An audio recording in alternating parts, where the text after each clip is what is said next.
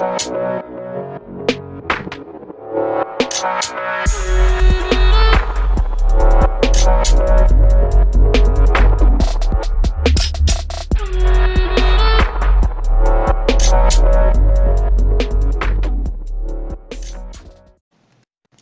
right, Ben, let's take a look at your throw.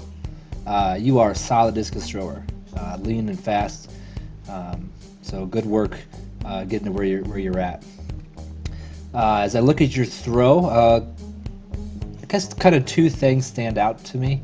When we throw, and especially you, for the type of discus thrower you are, your goal is to be lightning fast, like the fastest discus thrower possible. And you can do that. And so what we got to do is we got to do technique that makes you fast. And so kind of one of the principles that I go off in technique is anytime we go up in the ring, so anytime our body's rising excessively, we're slowing down. So what we want to do is when we do our technique and spin out of the back of the ring, we want to be going down into the ring, avoid any kind of ups, and then work the ground like crazy with our right side. So we're trying to do this, what we're trying to accomplish. And if you look here, although you have good rhythm and you've got good speed and you have a lot of great things, you do rise coming out of the back of the circle. So let me slow it down here. So you see here, your left knee drops. That's awesome, we want that. But it drops to there, kind of halts for a second, then it straightens, and you go up and glide in the air.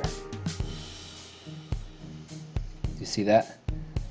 You go from here, the knee drops, you extend off of it. You're kicking that right leg in, and you go up like 6 inches. And you look here, do you see like your body like turning in the air? So the point here, anytime we rise up off the ground and we float, then we're not going any faster.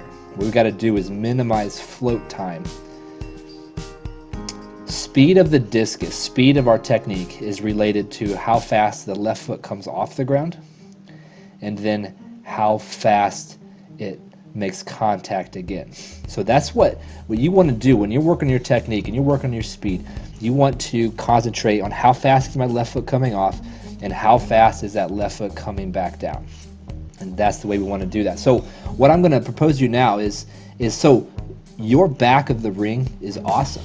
Like, good job. So like dropping that knee, turning that left foot, that can be hard, and you're doing that well. But the difference I want is right here. This is when you need to start thinking pulling that left foot off the ground. So I like that your right foot is active and you're gonna come and smack that on the ground. I like that. But that left needs to come with it. So right here, the left foot should be coming off the ground. So as that right foot makes contact, that left foot is already off the ground. So what we want is from the time the left foot comes off right here until the right foot touches to be like 1 or 2 frames. So let's count how many frames you got.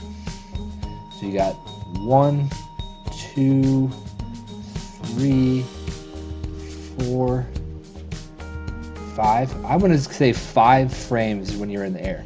We want to cut that in half. And the way you do that is by, as you come off your left foot, you want to come off your left foot keeping your knee bent. That's very important. And if you do that, that's what's going to keep you from jumping up. So we want to turn the left foot, keep the knee bent, and get it off the ground as soon as possible. So for you, it's going to feel like you're never leaving the ground because you're used to this like kind of jump up, and you're good at that. But we got to reduce that time in the air from 5 frames to 2 frames. And again, you do that by keeping your knee bent as your left foot comes off the ground. And for me, like right here, as that right foot's coming off, you got to actively think, pull that left foot off, pull it off, pull it off. And that's what allows the right foot to come down without rising up in the air. So that's my suggestion. I think that doing that will increase your speed. I know it will. And um, and then what you're going to do is you're going to end up in a better power position. So when your left foot comes off the ground faster, it consequently lands faster. And if it lands faster, you're going to catch the discus back here more. And your left arm will be here more. And you know that's going to give you a lot more power, a lot more torque in your torso. And you're really going to get some far throws that way. So I want to praise you. Good job. You're a good discus thrower. Work on going down in the ring rather than jumping, and you're going to see some farther throws. So nice job, Ben.